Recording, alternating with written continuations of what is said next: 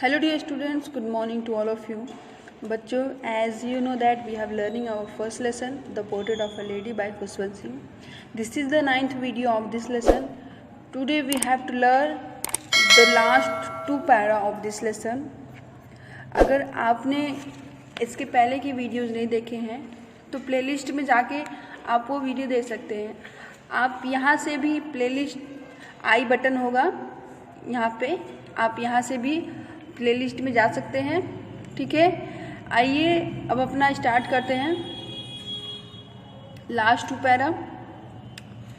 जैसा कि पिछले वीडियो में हमने बताया, दादी माँ के व्यवहार में कुछ बदलाव आए। उन्होंने उस दिन प्रेयर नहीं किया और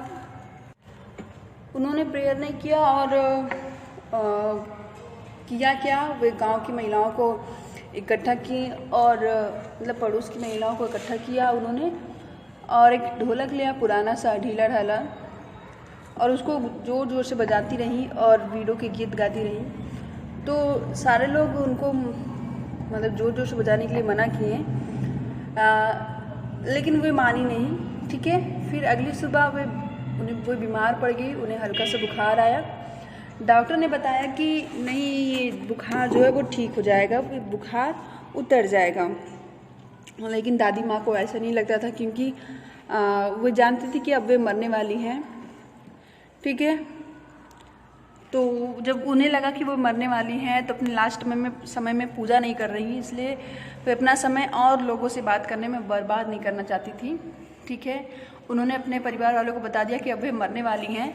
इस बात का राइटर लोगों को भरोसा नहीं हो रहा था, इसलिए वे कह रहे हैं 1 मिनट।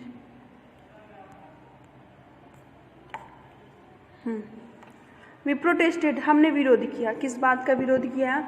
कि जो उन्होंने कहा कि हम मरने वाले हैं, दादी माँ उनकी कहीं कि वो मरने वाली है, तो इस बात का विरोध उनके परिवार वालों ने किया।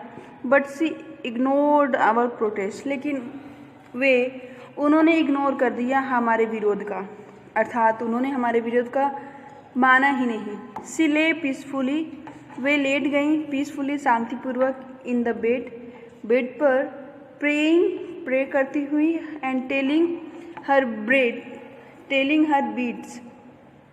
वे बिस्तर पे आराम से लेट गई, शांतिपूर्वक लेट गई और प्रेयर करने लगी और माला को फेरने लगी। ठीक है, ऐसे कह सकते हैं, वे लेटकर बिस्तर पे लेटकर माला फेरने लगी और प्रार्थना करने लगी।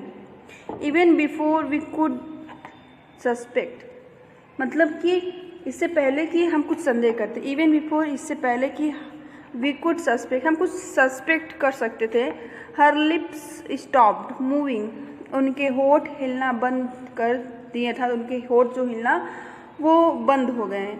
ठीक है, and the rosary fell from her lifeless fingers, और उनकी जो माला थी उनके निर्जीव उंगलियों से गिर गई। अ पीसफुल शांत पैलर मतलब पीलापन, स्प्रेड मतलब फैल गया ऑन हर फेस, उनके चेहरे पर एक शांत पीलापन उनके चेहरे पे फैल गया। एंड वी न्यू, और हम जान गए, दैट शी वॉज डेड, कि अब वे मर गई हैं। ठीक है, तो अब राइटर की दादी माँ मर गई हैं। आगे होता क्या है?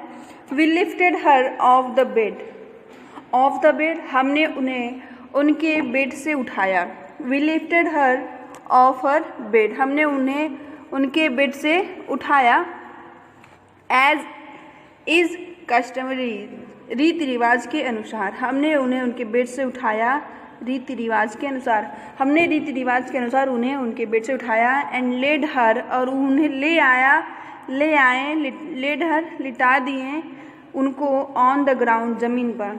हम उन्हें रीति रिवाज के अनुसार उनके बेड से उतार कर ज़मीन पर लिटा दिए। And covered her with a red shroud, और उन पर उड़ा दिया, उनको ढक दिया विथ अ रेड, एक लाल श्राउड मतलब कफन। हमने उन्हें बेड से उतार दिया रीति रिवाज के अनुसार, रीति रिवाज से हमने बेड से उतार कर उन्हें ज़मीन पर लिटा दिया और उन्हें एक लाल कफन से ढक दिया, अर्थात उन पर एक लाल कफन उड़ा दिया। After a few hours of morning, देखिए बच्चों ये मॉर्निंग है, URNING, मॉर्निंग मतलब दुख व्यक्त करना। अगर यहाँ पे यू नहीं होता तो ये सुबह हो जाता, ठीक है, लेकिन यहाँ पे MOURN तो मतलब दुख व्यक्त करना। तो कह रहे आफ्टर अ फ्यू आवर्स, कुछ घंटों के दुख व्यक्त करने के बाद, कुछ घंटों के रोने धोने के बाद, वी लेफ्ट हर एलोन, हम उन्हें अकेले छोड़ दिए उस कमरे में, टू मेक अरेंजमेंट्स, व्यवस्था करने के लिए, फॉर हर फ्यूनरल। फ्यूनरल मतलब होता है अंतिम संस्कार। उनके अंतिम संस्कार की व्यवस्था के लिए हमने कुछ घंटे बाद, दुख मनाने के बाद, हम उन्हें अकेला छोड़ के चले गए। तो फिर से देखते हैं कि कुछ घंटे के बाद, रोने गाने के बाद, हमने उन्हें अकेला छोड़ दिया। किस लिए?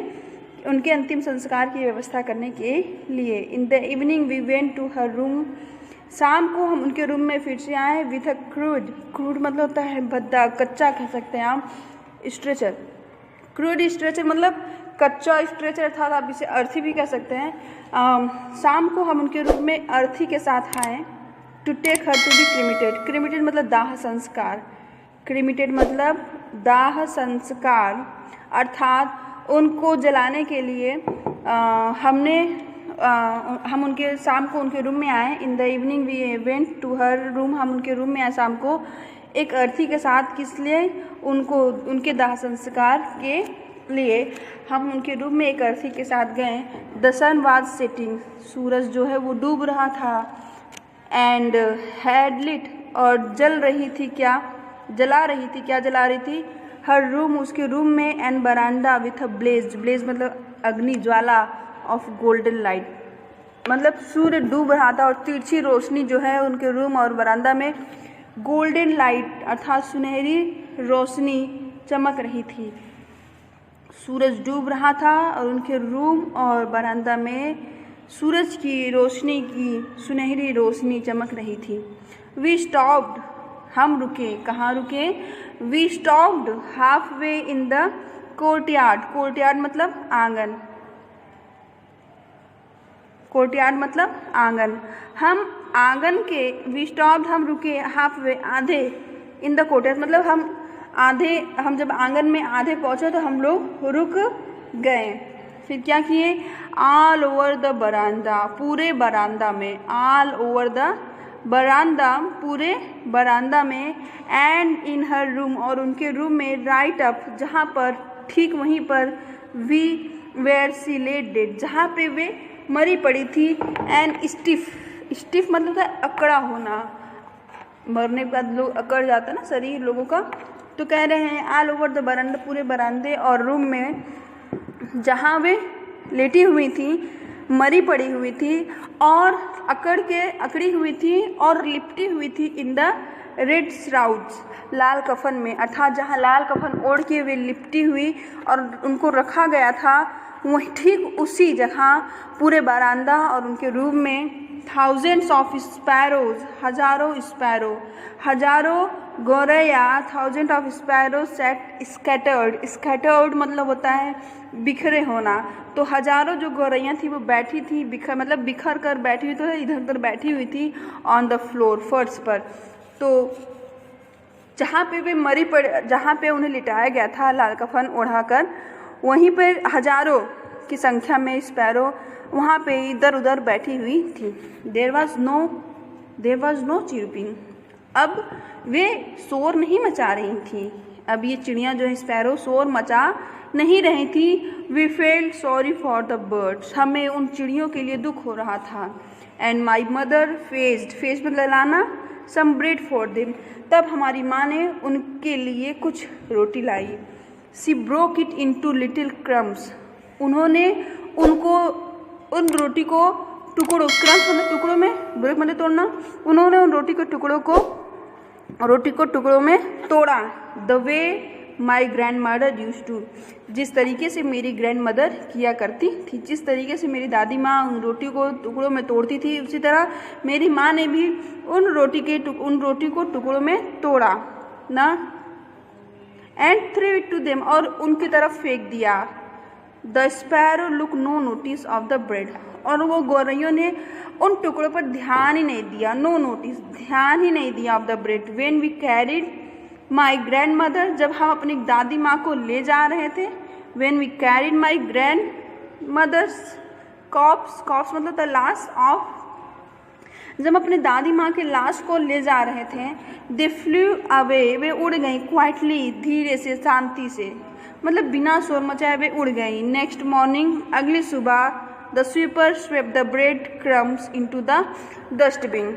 अगली सुबह होता क्या है, अगली सुबह उस जो सफाई वाला होता है, स्वीपर झाड़ू वाला सफाई वाला आता है और उन रोटी के टुकड़ों को उठाकर डस्टबिन में डाल देता है, कूड़ेदान में डाल देता है। अर्थात दादी के मरने के बाद वे जो गौरैया थी वे भी दुख अपना व्यक्त कर रही थी और वे भी रोटी को नहीं खाई।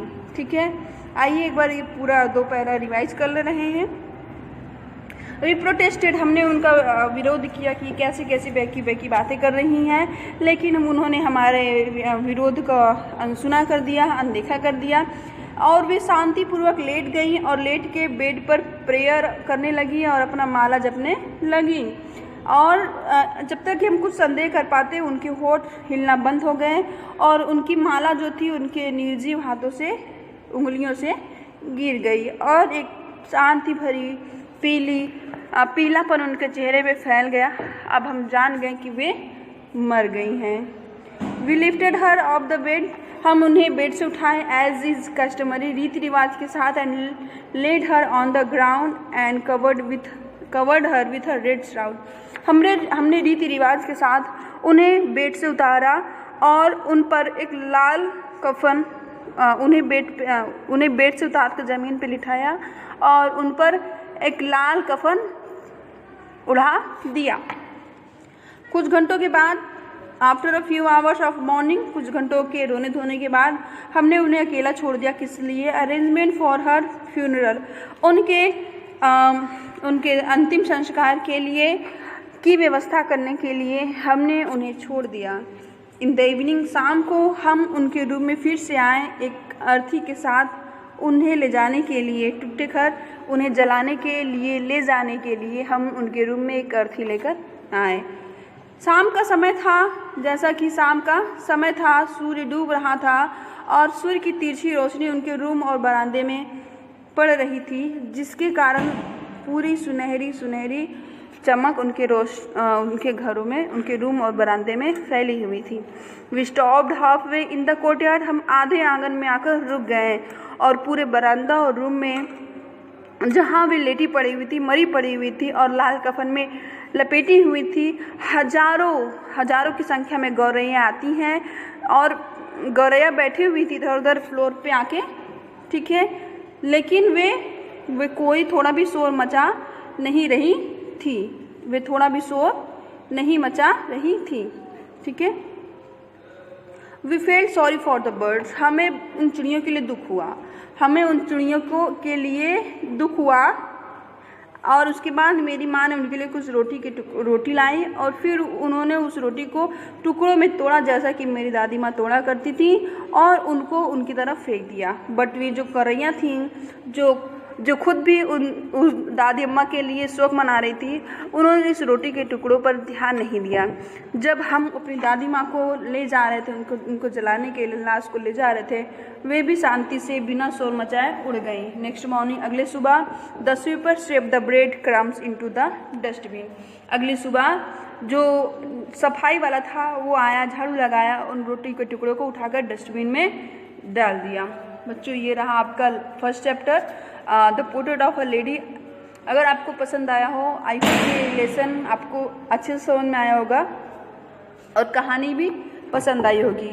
Thank you.